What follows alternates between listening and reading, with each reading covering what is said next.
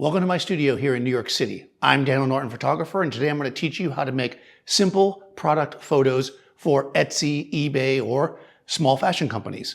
Shooting laydowns or simple things on white is bread and butter of a fashion photographer. So while the magazine stuff and the on-model stuff might seem like the most glamorous stuff, this is where the bread and butter is made. They're always going to need pictures of products, usually on simple white backgrounds. And I'm going to show you a really easy way to do it. We can set this thing up and then shoot all day with very little changes. It makes for a great production. You can get a lot of shots done, and efficiency is king here. So let me just go over how this is set up, and we'll take a couple test shots. So basically, I'm using one light for this. It could be any light you want. I'm using a Profoto B10, which is a battery-powered light. This one can be plugged in, which is probably what you would do if you were doing this all day long, but I'm just doing a sample shot, so I'm not going to plug it in. You want something that plugs in so you can keep shooting all day.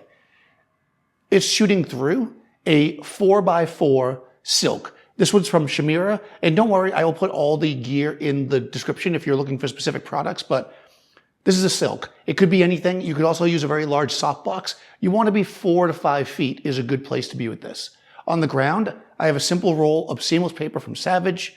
You can see the shirt sitting on top of it.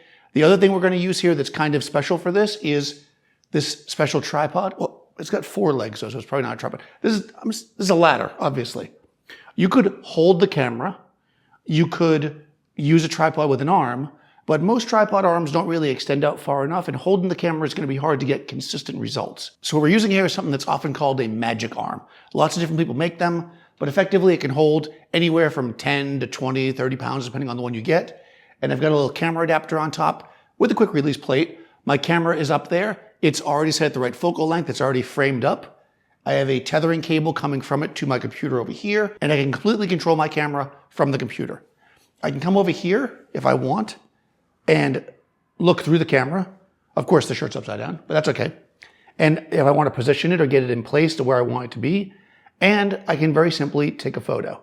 So the way we set this up is we want, obviously, our white to be white. If I use TTL, which is what I did when I was getting this set up, it'll be gray. We've talked about that many times before. You're going to want to overexpose a little bit, do some experimentation. You really want to be tethered with this. The key here is to get the right exposure, because once you've got it, you never have to change it. So I'm at f10, 200th of a second, ISO 100. None of the light in the space is going to affect my shot, and I can take a quick sample shot here to show you what we get. So we can see that it looks pretty good. Now, this is a black shirt, and a couple things here. It used to be that they would want the shirts like perfectly flat and like pin them down. Now most people want a loose shirt, show some detail, show some wrinkles in it, but make sure that you are lighting the product from the top. I cannot emphasize this enough. When we look at our product, we're going to get very simple drop shadows around the edges. And if those drop shadows are going the wrong way, people will look at the product and think, there's something weird going on here. They won't know what it is, but and don't let me tell you about the assistant that I had that did a whole set like this that we had to redo. Just don't do it upside down. So one final thing. You may have noticed I have a foam core card over on one side here. What we actually want to do is build a bit of a house of cards here. We want to surround our product completely. Partially so we get bounce back and a nice even exposure, but partially because anything in the room, especially if you have white garments or anything that's reflective, will reflect. So we want to block as much as we can. So I've got 3 cards here.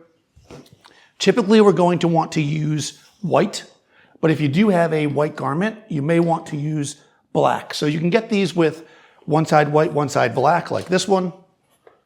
I just didn't have 3 big ones, so I'm using white ones for this. Plus, we're doing a black shirt, so it's fine.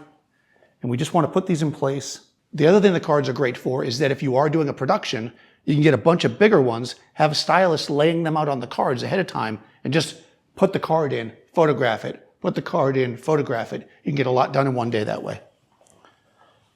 All right, so I'm just going to put these in again, house of cards style. And we're going to take another shot. Then we're going to do our final tweaks in Capture One, and we'll be good to go. So same thing. And again, I can look through the camera. I can readjust it if I want, but this looks pretty good. Take another shot. I'm at f10. We can see that the whole scene got brighter, right? You can see the difference there. We'd want to jump in here. I mean, ideally your whites are going to be 255, but we can tweak that a little bit in post. If we need to, you just want to get it as close as possible. Now, from here, what we're going to do is we're going to add a couple of things to this. I'm going to jump into my adjustments, and I'm going to grab my dark slider and bring it over a little bit, because we're slightly overexposed to get the white as we want it. So I'm going to bring that over to where my black's nice and dark. I might even bring my general whites, like on the writing, a little brighter. And we're going to tweak this here. We want to do it once at the beginning for whichever type of style product you want to do. If you're trying to be fast about this and do a lot, what we want to do is shoot all the black shirts together, all the blue shirts together, etc., right? All right, now we have everything the way we want it. We're going to do a white balance. This is a digital target. They seem to be getting harder and harder to get. I'll put a link in the description of something else that'll work for you. What we want to do is put this in. We're going to make a shot of it.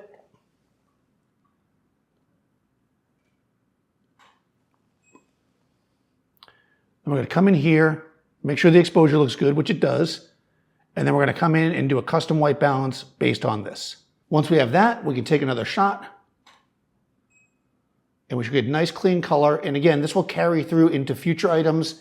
So we're basically good to go. If you had a client here and you wanted to look a little bit neater, you could throw a crop onto this, maybe a square crop.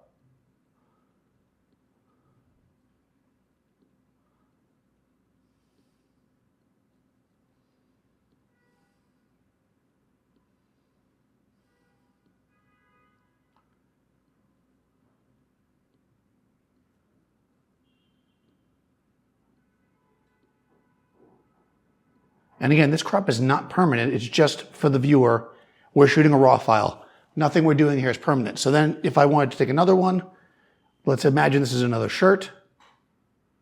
It will keep the same crop and it'll do all the changes that we made.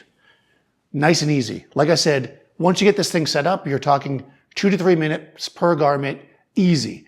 You can sit there on a weekend and do an entire project for a client. A lot of people are doing these kind of things right in their home. Client ships them the stuff. A lot of people are doing these kind of projects right in their home. Client ships them the stuff to their house. They get it there. They steam it. They have somebody help them or they do it themselves. Set this thing up and boom, boom, boom, all day long, nice and easy. Okay, so we have that set up, but what would happen if we have a different shirt? Here's another shirt we have here. It's blue, it's reflective. Let's just see how this one works. Now, if you are by yourself, like I am, I can set the live view up, again, on my camera, and look to see how the camera's seeing it. That way I don't crop it funny or get it in the wrong spot or anything like that. Looks good like that. We're going to come back here and make an exposure again. And there you go. Now, remember, this is a brighter, more reflective shirt, so we might have to jump in. These are raw files, but this looks pretty good. It looks a little hot to me. So I'm just going to go back over here and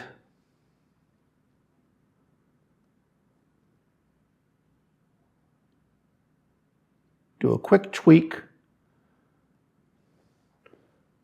It's always good to look at the product. It's good to do a quick one of these if you can while you're doing it, while the product's sitting there in front of your eyes. That's basically what the shirt looks like to me. You can obviously make an adjustment. The exposure looks good now. The crop looks good. I think maybe that wrinkles a little bit more than I want. So again, I can just come in, make an adjustment to it, and quickly snap another photo.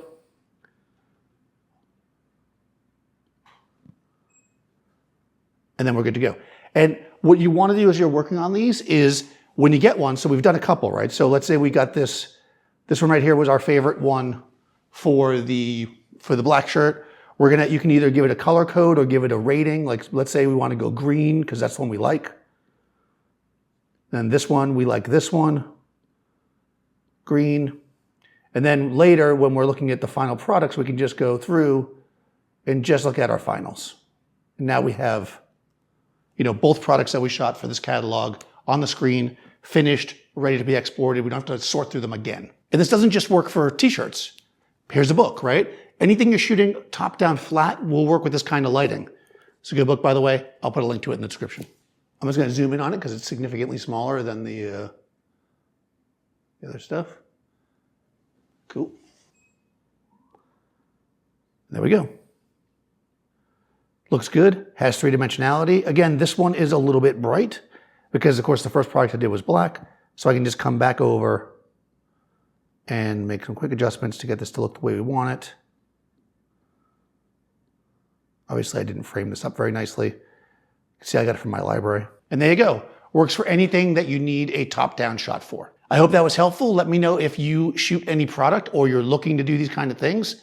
Be sure to subscribe to the channel and like the video if you did. You can also check the show notes. Like I said, I'll have links to all the gear I'm using. There'll also be a link to my Discord channel down there so you can join the conversation, and a link to my Patreon if you'd like to support the channel.